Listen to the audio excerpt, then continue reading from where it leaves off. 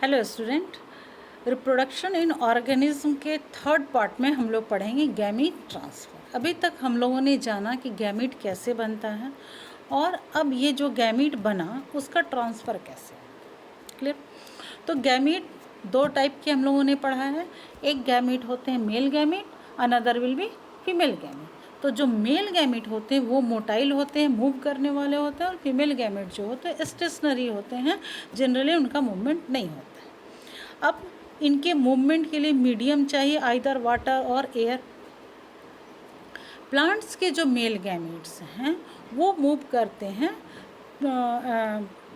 Stigma तक जाते हैं मेल गैमीट्स, और स्टिग्मा में जाने के बाद उनका फर्टिलाइजेशन होता है।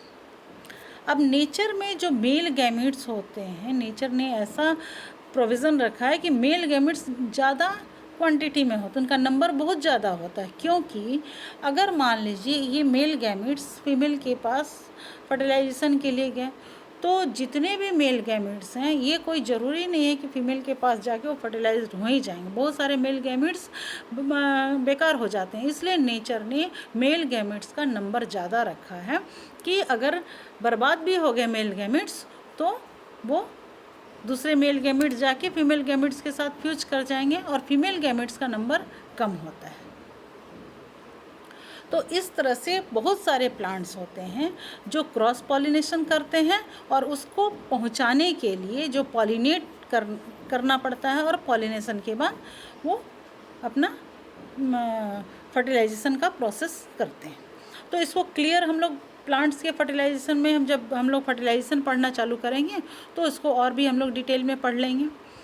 अब जब फर्टिलाइजेशन का प्रोसेस हो रहा है तो जो मेल और फीमेल का यूनियन जो हो रहा है उस प्रोसेस को हम लोग बोलते हैं syngamy, means fusion of male and female gamete. और उसके बाद यहाँ पर जाइगोट बनेगा जो डिप्लॉयड। बहुत सारे एनिमल्स और प्लांट्स ऐसे होते हैं जो विदाउट फर्टिलाइजेशन, उनमें फर्टिलाइजेशन नहीं होता है। जैसे कुछ रोटीफर हैं, हनी बी हैं, सम लिजार्ड्स, बर्ड्स जो हैं उनमें फर्टिलाइजेशन नहीं होता है। और कुछ हैं नेचर में जिसमें फर्टिलाइजेशन होता है। तो फर्टिलाइजेशन नहीं होने वाले प्लांट्स जो हैं, एनिमल्स जो हैं, प्लांट्स में भी पाए जाते हैं, एनिमल्स में भी पाए जाते हैं, तो वो बहुत ही कम होते हैं। अब ये जो फर्टिलाइजेशन होता है वो दो टाइप का हो गया। एक हो गया external fertilisation, another is internal fertilisation. तो जैसा कि हम लोग को नाम से मालूम चल रहा है कि एक्सटर्नल फर्टिलाइजेशन, इसका मतलब है कि फर्टिलाइजेशन जो है वो फीमेल बॉडी के बाहर में होगा, outside the body of the organism. और इंटरनल जो फर्टिलाइजेशन है वो फीमेल बॉडी के अंदर में होगा। तो एक्सटर्नल फर्टिलाइजेशन में मेजॉरिटी है एल्गी का, ये पानी में रहते हैं और इनका फर्टिलाइजेशन पानी में होता है। फिश, उनका फर्टिलाइजेशन बाहर में पानी में होता है, और एम्फीबियन का फर्टिलाइजेशन बाहर में होता है। तो बॉडी के, फीमेल बॉडी के बाहर में हुआ तो that is called the external fertilisation, और फीमेल बॉडी के अंदर हुआ that is called the inner fertilisation. देखिए यहाँ पर हम देख रहे हैं कि ये किस तरह से ये मेल गैमीट्स हैं, दोनों सेम साइज़ के हैं, होमोगैमीट्स हैं, और ये जो है दोनों फ्यूज़ कर रहे हैं। देखिए दोनों का हैप्लॉयड है न्यूक्लियस, और ये फ्यूज़ कर रहा है और एक जाइगोट बना के नया इंडिविजुअल बन रहा है। यहाँ पर हम लोग इस डायग्राम में देख रहे हैं कि ढेर सारे, देखिए पॉलन ग्रेन्स आके फ्लावर्स के एक स्टिग्मा पार्ट्स पर हैं, और कोई एक ही पॉलन ग्रेन्स जाके वो एक से यूनाइट करेगा। तो इसलिए नेचर ने ढेर सारे पॉलन ग्रेन्स की व्यवस्था की है। क्लियर? अब नेक्स्ट देखेंगे हम लोग कि पोस्ट फर्टिलाइजेशन क्या है। अब तो फर्टिलाइजेशन हो गया, जाइगोट बन गया। अब जाइगोट बनने के बाद क्या होगा, उनका सेल डिवीज़न होगा। पूरे प्रोसेस में सेल डिवीज़न हो रहा है, लेकिन कहीं सेल डिवीज़न माइटोसिस हो रहा है और कहीं मियोसिस हो रहा है। ये आपको याद रखना है कि जहाँ भी रिप्रोडक्टिव स्टेज में सेल गया वहाँ पर रिडक्शन डिवीज़न हो जाएगा और मियोसिस बनेगा।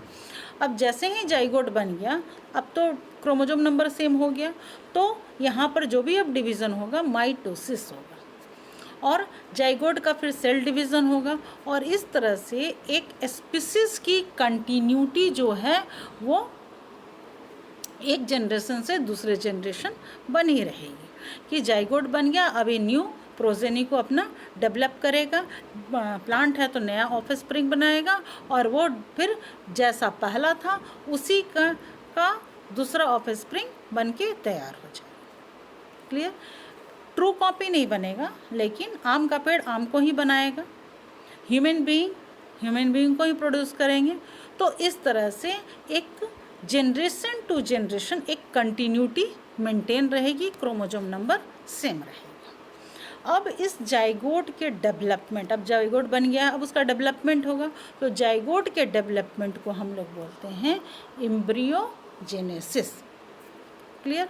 अब ये जो एम्ब्रियो बन रहा है उसमें सेल डिवीज़न होगा, तो यहाँ माइटोसिस सेल डिवीज़न होगा। जब सेल डिवाइड होने लगेगा तो सेल का डिफ्रेंशिएशन होगा, मतलब कि सेल को डिफरेंट पार्ट्स बनाने के लिए सेल को तैयार किया जाएगा। तो अलग अलग ह्यूमन बीइंग का अलग पार्ट्स बनेगा, कोई भी लिविंग ऑर्गेनिज्म के अलग अलग पार्ट्स बनने लगेंगे, तो उसको बोलेंगे सेल का डिफ्रेंशिएशन होगा। नेक्स्ट है कि ओविपेरस और विविपेरस क्या है, कि बहुत सारे लिविंग ऑर्गेनिज्म की जब हम बात करते हैं तो एक्सटर्नल और इंटरनल हम फर्टिलाइजेशन की बात किए हैं। जो अब फर्टिलाइज होने के बाद फर्टिलाइजेशन हो गया, तो जब डेवलपमेंट होगा न्यू बॉर्न का, वो या तो बॉडी के अंदर होगा या बॉडी के बाहर होगा। तो जैसे ओविपेरस में रेप्टाइल्स हैं, बर्ड्स हैं, वो एग प्रोड्यूस करते हैं और एग के चारों ओर एक सेल होता है जिसको बोलते हैं कैलकैरियस सेल। और ये जो सेल होते हैं, तो ये जो एग प्रोड्यूस होते हैं, ये बाहर में एग बर्ड्स जो है उसको बाहर में उस पर पूरा पीरियड, एक टाइम पीरियड चलता है, उसके बाद बेबी का प्रोडक्शन होता है जो सेल को तोड़ के बाहर निकलता है। लेकिन ह्यूमन बीइंग में की अगर हम बात करें, जो विविपेरस हैं, तो इनका जो फर्टिलाइजेशन के बाद जो डेवलपमेंट होगा न्यूबॉर्न का, वो बॉडी के अंदर ही होगा। जैसे मैमल हैं, तो जो भी हमारा बॉडी के अंदर जिनका डेवलपमेंट हुआ उनको बोलेंगे विविपेरस, और उनका भी एक टाइम पीरियड होता है, और उस टाइम के पीरियड के बाद सेल डिवीजन, सेल डिफरेंशिएशन होने के बाद वो आउटसाइड शरीर के बाहर निकल जाते हैं। तो इस तरह से नेचर में ओविपेरस भी पाए गए और विविपेरस भी पाए गए।